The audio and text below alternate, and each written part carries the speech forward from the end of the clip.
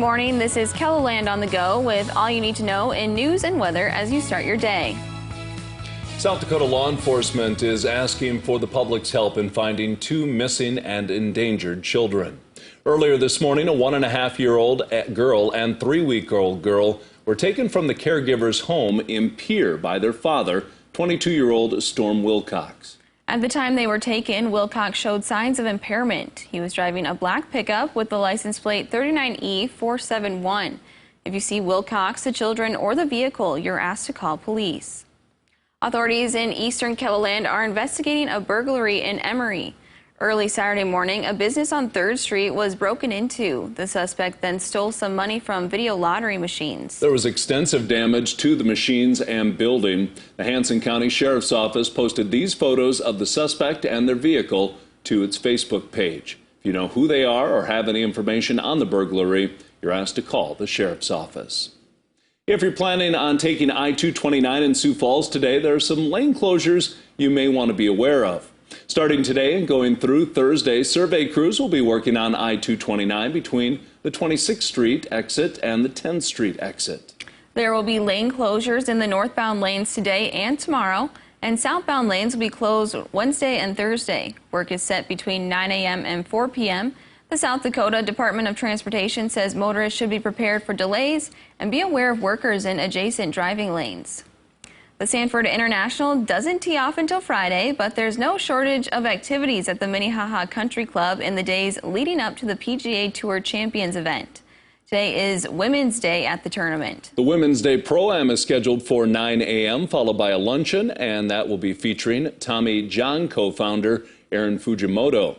Former professional golfer Nancy Lopez will lead golf activities for attendees after the luncheon at 1:30, and a chance of maybe getting wet this afternoon out on the golf course. Scott.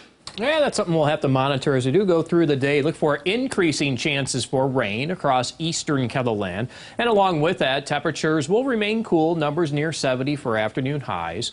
But we have a lot of ups and downs in that 7-day forecast. And we'll probably return to summer-like weather as we do go toward maybe the end of the work week and going into the weekend with 90s trying to return for some of us. But for today, expect those numbers mainly in the 70s. And Brian will have more details on your forecast coming up. Thank you, Scott. Sioux Falls Mayor Paul Tenhaken says he is making a special announcement today.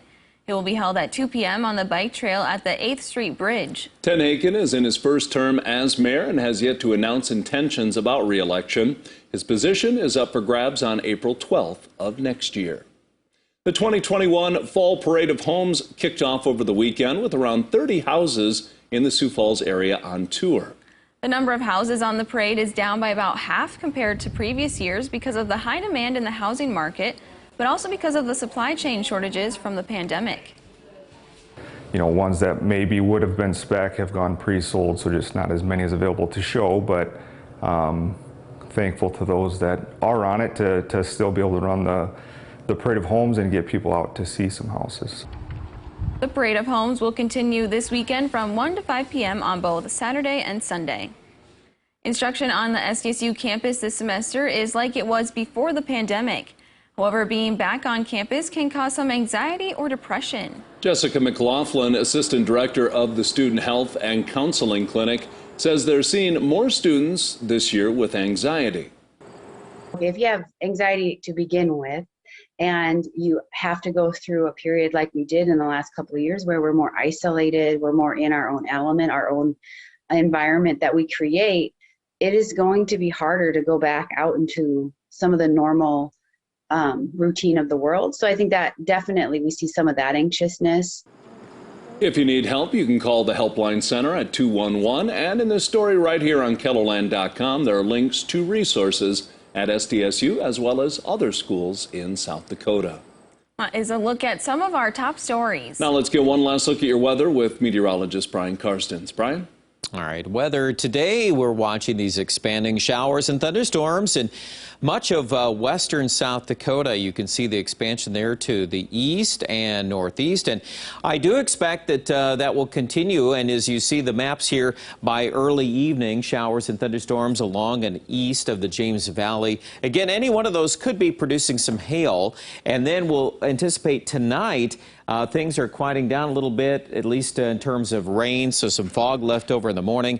Also, a redeveloping batch of showers may affect Rapid City, but the majority of that will slide into Nebraska as cooler fall-like weather builds in tomorrow. Now, the end of the week is looking warmer, and we'll see that in just a moment. 73 today is Sioux Falls, 71 Brookings. Showers and thunderstorms likely East River this afternoon as activity expands, and you'll see the 7-day forecast featuring another chance of rain by Friday, high of 81, and then the weekend looks a little warmer, mid to upper 80s in the forecast. Well, Aberdeen in the northeast, we're looking at temperatures into the 80s, 83 on Thursday, and then 74 on Friday, 80s likely again by Saturday, Sunday.